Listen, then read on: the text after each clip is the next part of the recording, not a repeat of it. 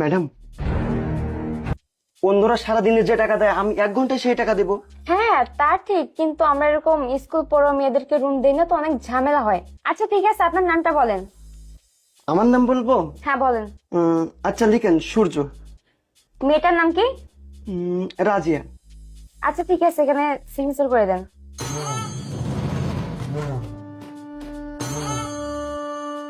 এই না, তুমি একটা সিগনেচার করো।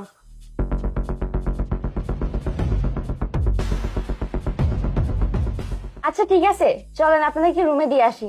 আসেন। হ্যাঁ ম্যাডাম, ঠিক আছে, আপনাকে অনেক ধন্যবাদ। আরে কি ছাতার মাথায় এগুলো লাগাই রাখছো?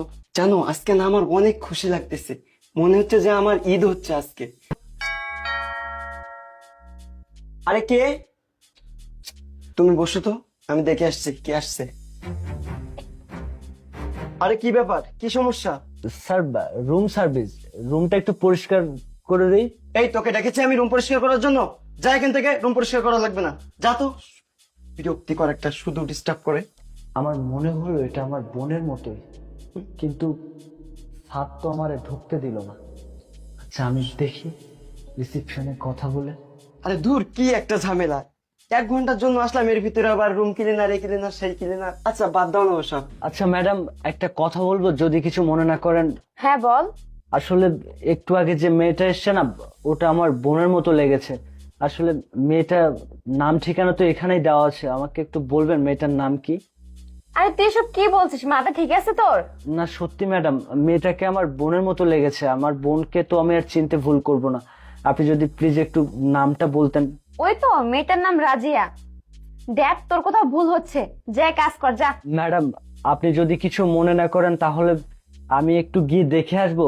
আমার বোনের মতোই লেগেছে, আমি তো আমার বোনকে চিনতে আর ভুল করব না। প্লিজ ম্যাডাম, আমি একটু যাব। তুই যা খুশি কর, যা এখান থেকে, বিরক্ত করিস না। আচ্ছা ঠিক আছে ম্যাডাম, আমি আসছি তাহলে।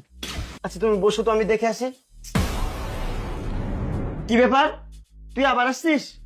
এই তোকে না আসতে নিষেধ করছি। কি একটা বিরক্তিকর, কি হয়েছে বল। স্যার ওই যে বেডশিটটা একটু চেঞ্জ করে দেই না স্যার, ইয়ে ময়লা হয়ে গেছে। এই বিয়াদবের বাচ্চা, তুই ভেতরে আসিস কেন? আর তোকে না বলছি আমার কোনো কিছু চেঞ্জ করা লাগবে না, যা এখান থেকে যা। আসছি মাত্র 1 ঘন্টার জন্য, এর ভিতরে এই। আরে ধুর, এত বিরক্তি আর ভালো লাগে না। আসছি মাত্র 1 ঘন্টার জন্য, এর ভিতরে এই কাজ সেই কাজ। না না, যে করে হোক আমাকে রুমে ঢুকতেই হবে। তাছাড়া ম্যাডাম তো আমাকে পারমিশন দিয়েছে রুমে যাওয়ার জন্য, আমি যে করে হোক রুমে যাবই। স্যার, এই ছোট লোকের বাচ্চা, তোকে আর কতবার নিষেধ করবো যে এই রুমে আসিস না, তবু এখানে এসেছিস। স্যার আপনি যাই করেন না কেন, আমি একটু রুমে ঢুকে দেখবো কে আছে। এই চুপ, একদম চুপ, একটা কথা বলবি না, এখানে দাঁড়িয়ে থাক। ভাইয়া, ভাইয়া তুমি? কিসের ভাইয়া? কিসের ভাইয়া? তোর মতো একটা খারাপ দুশ্চরিত্রা আমার বোন হতে পারে না।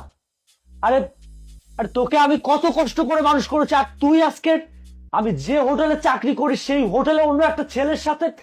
ছি ছি ছি, আমি ভাবতে পারছি না যে তোর মতো একটা জঘন্য মেয়ে আমার বোন।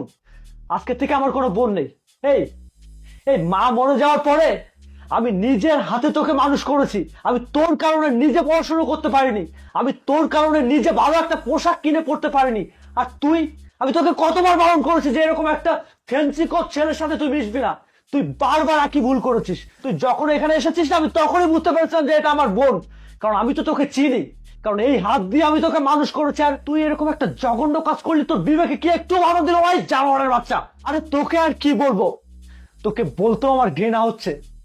বাবা অসুস্থ, বাবা ঘরের এক কোণে পড়ে আছে, তুই তো বাবার খবর রাখিস না। আমি ঝাড়ুদারি করে একটা হোটেলে একটা ঝাড়ুদারি করে আমি আমি তোর লেখাপড়ার খরচ চালাচ্ছি, তোর যাবতীয় খরচ চালাচ্ছি, কোনো অভাব তো তোকে রাখিনি। তাহলে আমার কথা কেন শুনলি না তুই? বাবার কথাটা কি একটা বড় চিন্তা করে দেখেছিস যে ওই মানুষটা কতদিন বাঁচবে? আজকে চল আমার সাথে, তোর বিচার বাবা করবে, আমি তোর বিচার করব না। কেন জানিস? কারণ আমি তোকে মানুষ করতে পারিনি, আমার কষ্টের কোনো মূল্য দিস নে তুই, তাই আমি তোর আর বিচার করব না। যা বিচার বাবা করবে। ওঠ।